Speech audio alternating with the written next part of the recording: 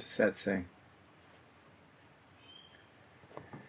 So the subject of death has been prevalent of late with regards to the corona epidemic, and it's clear that a lot of people aren't really ready for death. They're struggling. And for the mystic, the approach is to be finished with everything in every given moment, so there is nothing that needs to be done. Everything that needed to be said has been said. Everything that's needed to be finished is finished. And so if death comes, there's no struggle. There's nothing that needs to happen. There's no racing around. It's all over. And this requires living in the moment rather than living in the future, because people who live in the future, well, in their projections to the future, always think they have time to do things later. And so they tend to postpone everything. If you know that you're impermanent, if you know that you're going to die, say you've only got 1 hour left, have you finished everything? Have you said goodbye to everybody? Is there any unfinished business whatsoever in your life? Because if you're lucky, you may have an hour when you're dying to actually finish things. Or you might just die suddenly. But the thing about dying is if we can die in a restful, relaxed state, finished with everything, there's the chance of awakening in that moment. But if we're still panicking to finish business, to get things done, if we're still stressing out, all of those desires that are unfulfilled will bring us back into another cycle of samsara. Birth, life, suffering, and death. And so, are you ready? If you had an hour left to live, what haven't you finished? What haven't you said? What haven't you done?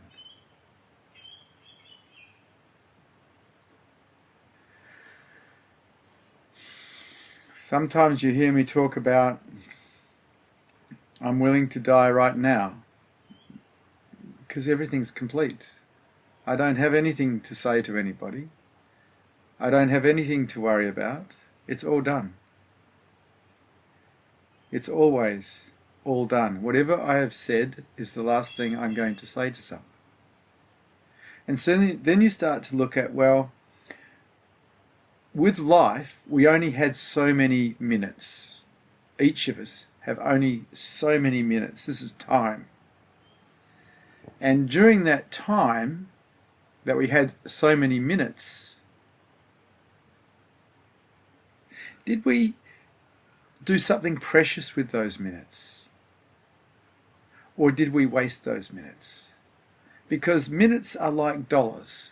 We get so many dollars, we get so many minutes. Have we wasted the dollars of our life, or have we spent them wisely? And then you have to look at, well, what does it mean to spend time wisely? What does it mean to spend our seconds wisely, our dollars wisely? What can we spend our money on that is precious? What can we spend our time on that is precious? And I was fortunate enough when I turned 33 to realize that I'd wasted 33 years of my life spending my time on collecting wealth, on being successful in the material world.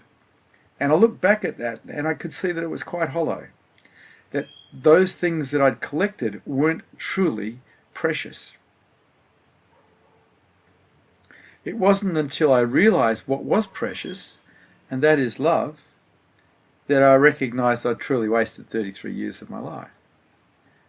Now, if you are serving love instead of serving yourself, if you're serving love, then you find that those precious minutes, those dollars you have to spend, are actually spent on loving other human beings.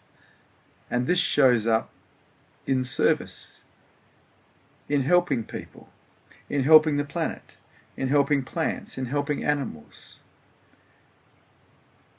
Those moments that are spent serving love are the precious moments. All the other moments are a waste of dollars, a waste of seconds. And so you've got an hour left to live, and you do a summary of your life. How many precious moments have you had? And how many moments or minutes have you just wasted on what? Worry, trying to scrounge to get another dollar, on selfishness. How many dollars have you wasted? Because you only had so many, and you've got so few left now. Because time is counting down, you're dying. What has your life been? Has it been one where it's full of precious moments, or is it just full of wasted dollars? Because at the age of 33, even though I had been physically very successful, I felt like I was bankrupt because I knew that I didn't have love. I knew I didn't have true heart. I'd wasted my precious moments, 33 years of them. And I didn't know how many I had left. And no one does. No one really knows how many moments you have left, how many minutes you have left, how many dollars you have left to spend. Have you finished? Are you ready to go right now? Because it could be now. Someone could suffer an embolism or a heart attack right now. Have you prepared yourself for now? Have you accumulated those precious moments that come from serving heart, serving love? Or is there a whole pile of stuff you haven't done, a whole pile of stresses, a whole pile of worries that you're going to now contemplate until that moment comes when it all gets taken away and you've got stuck with a whole pile of desires that are going to drag you back into another life? Have you wasted your minutes?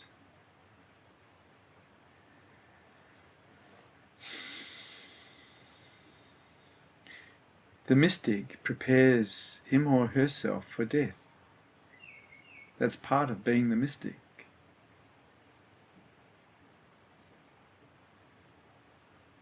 Are you ready, or are you not ready? And what have you done? What have you done with your precious moments? Are any of them precious? These are questions the mystic or the seeker has to ask themselves. Because we are all terminal. We're all going to die. Have we prepared ourselves for it? Or are we going to be a mess when it comes our time? That'll drag us back into another life of suffering.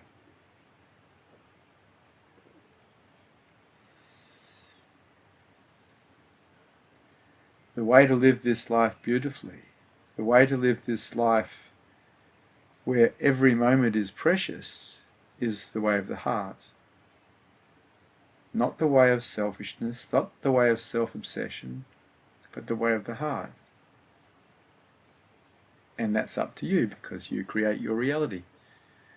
Nobody creates it for you, you create it. You're 100% responsible for what you're like. Nobody else, just you. So, take inventory, have a look, see.